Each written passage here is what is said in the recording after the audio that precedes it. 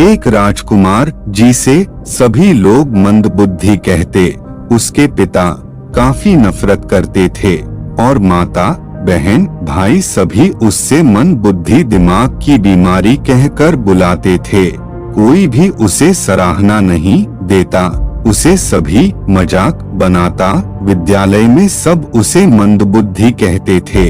उसके गुरुजन भी उससे नाराज रहते थे क्योंकि वह पढ़ने में बहुत कमजोर था और उसकी बुद्धि का स्तर और छोटे बच्चे के दिमाग से भी कम था।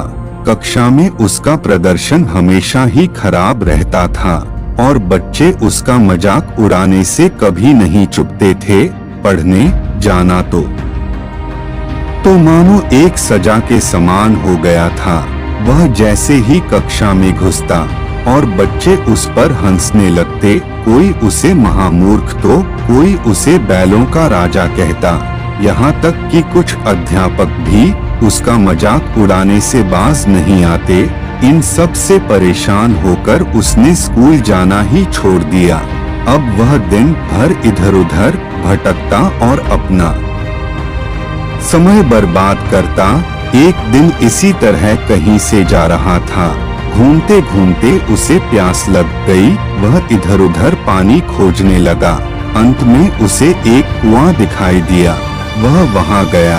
पास में एक साधु महाराज की कुटिया थी। वहां बहुत से लोग भीड़ लगाए प्रवचन सुन रहे थे। वह साधु महाराज और कोई नहीं, स्वयं महात्मा बुद्ध थे।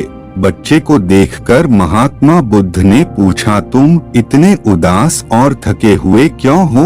बच्चा ने कहा, भगवान, मुझे किसी चीज में मन नहीं लगता और मैं कोई काम करने जाता हूँ तो वह सफल नहीं होता।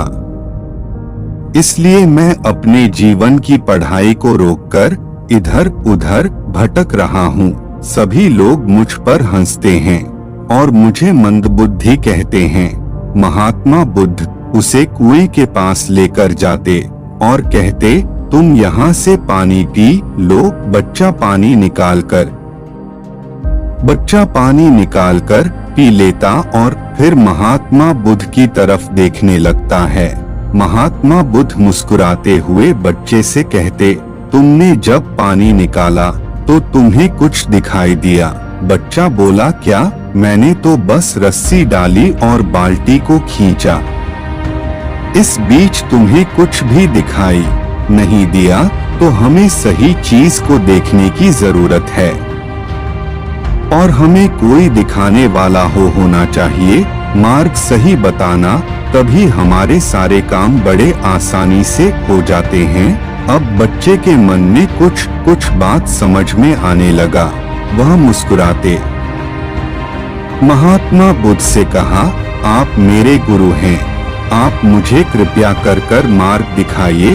तभी महात्मा बुद्ध ने कहा, तुम देखो, जब तुम पानी इस सील से होते हुए कुएं से बाहर किए हो, तभी इस पर यह रस्सी से इसमें कितना बड़ा गहरा दाग पड़ चुका है। हाँ, मुझे यह दिखाई दे रहा है। तो बताओ, क्या एक रस्सी से इतने बड़े और कठोर पत्थर पर दाग पड़ सकती है? तो क्या हम बार बार अपने जीवन के विषयों का अभ्यास करें और उन्हें अच्छे से सीखें तो क्या हम सफल नहीं हो सकते? मैं तुम्हें एक श्लोक देता हूँ, तुम इसे अपने जीवन भर अभ्यास करते रहना। तुम्हें कोई भी कामयाबी छू नहीं सकती, हमेशा सफलता प्राप्त होगी। करत करत अभ्यास जड़मती होत सुजान, रसरी आवत जात है शिल पर परत निशान। अभ्यास करने से हर बार रस्सी यही दिशा में आ रही है, जा रही है, आ रही है, जा रही है। अनेकों बार प्रयास करने से यहाँ सिल पर इतने गहरे दाग पड़ चुके हैं। तो क्या तुम अपने विषयों को हमेशा सीखते रहो, कभी हार मत मानो, तो तुम्हें कोई भी कामयाब होने से रोक नहीं सकता। अब वह बच्चा समझ गया और पुनः अपने स्कूल को गया। स्कूल में जाकर वह बारंबार प्रयास करने लगा। अभ्यास करते रहा, कभी भी वह नहीं कहा। जब भी वह कमजोर पड़ता, महात्मा बुद्ध की बातें को याद करता और फिर से उसी ऊर्जा के साथ लग जाता।